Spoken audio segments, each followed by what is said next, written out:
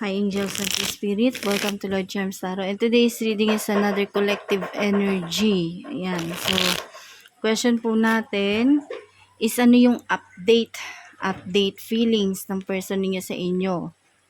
Okay, so ito po sa mga hindi pa po nakasubscribe, please do like, subscribe, and click the bell icon for more updates. Ayan po, so ano yung update feelings sa inyo ng person nyo?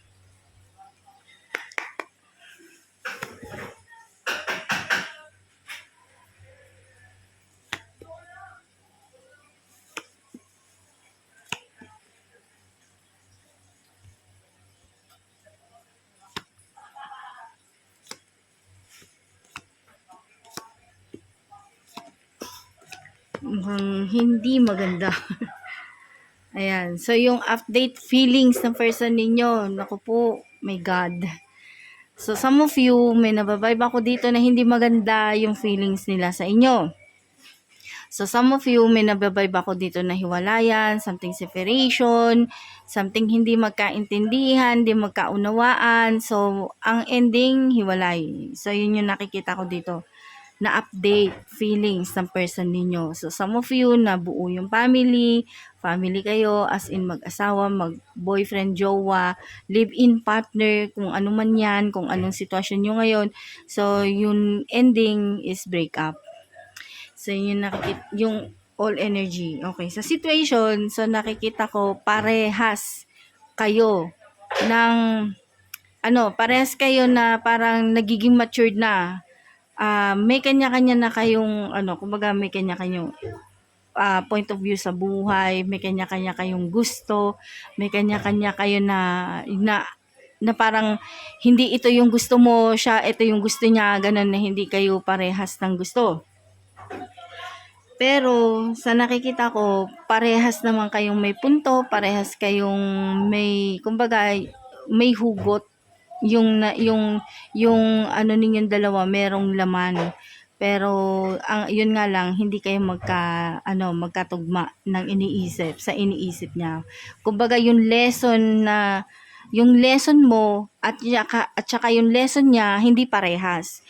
Iba yung pagkaintindi niya doon sa lesson parang na lesson na nararamdaman niya o na experience niya sa buhay, hindi katulad mo. Basta vice versa yung nafe-feel ko dito na lesson. Vice versa yung lesson mo sa lesson niya. Yung hindi lesson na pag-aaral I mean lesson sa buhay ang tinutukoy ko. Yun, so yung lesson na tinatawag. Hindi kayo parehas, hindi kayo magkatugma. Iba yung pagkaintindi mo sa pagkaintindi niya at iba din yung pagkaintindi niya sa pagkaintindi mo. Kaya vice versa. Okay. So, sa nakikita ko dito, instead na mag-usap sa yung pag-usapan ninyo kung ano yung problem, sa nakikita ko dito, mas better na wag na lang. Kasi hindi maganda yung pupuntahan ng ninyo, pag-uusap ninyo. Kasi sa situation na nakikita ko dito, ang mangyayari, ikaw lang yung parang si person na masculine ang agrabyado dito. Kumbaga wala siyang laban sa ngayon. Yan, si masculine energy, yan. So sa challenges na nakikita ko dito, maraming kasinungalingan, maraming mga salita na hindi makatotohanan na binabato sa'yo. Ibig sabihin, yung mga sinasabi niyang salita regarding sa'yo, about sa'yo, against sa'yo, lahat yun vice versa, baligtad. Baligtad sa totoong nangyayari, baligtad sa totoong sitwasyon mo, baligtad sa yung ginagawa mo sa mga sinasabi niya, baligtad. Kumbaga maraming kasinungalingan, maraming hindi totoo na sinasabi itong si feminine o vice versa kasi vice versa itong na reading natin ngayon. Okay. So sa nakikita ko dito, challenges, yun nga, the best way na magkaroon kayo ng peace of mind sa isa't isa is eto.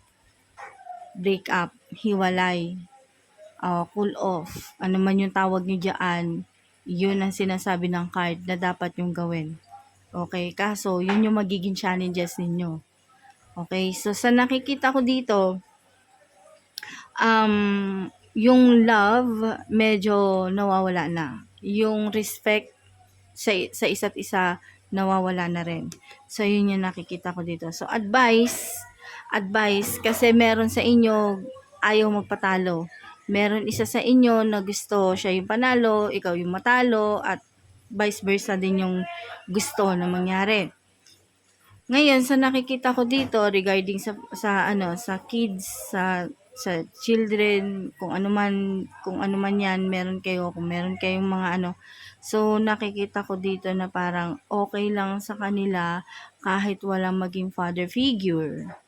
Okay lang sa kanila kahit walang tumayong nanay o tatay doon sa mga anak ninyo. So yun yung nakikita ko dito na challenges.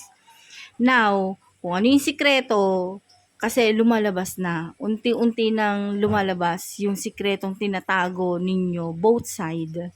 Unti-unti nang lumalabas yung mga sikreto na yun. So, ano yung sikreto na yun? Hindi ko pa alam. Kasi ito lang yung nakikita ko sa card.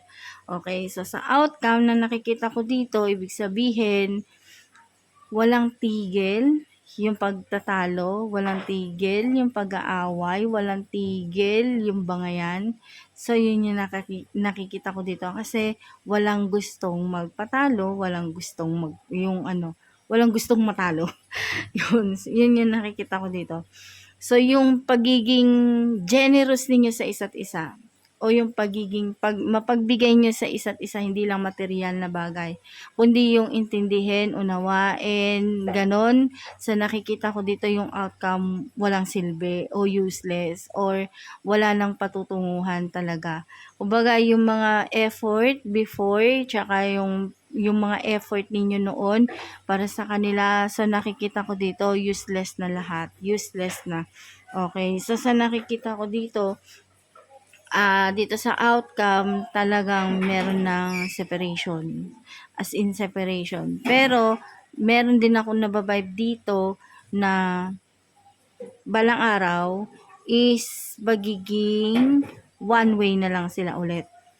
Kasi sa nakikita ko dito is magkaiba talaga sila ng version ng mga sinasabi, magkaiba sila ng version ng kung ano yung mga kwento, kung saan kung kani-kanino man, magkaiba sila ng version.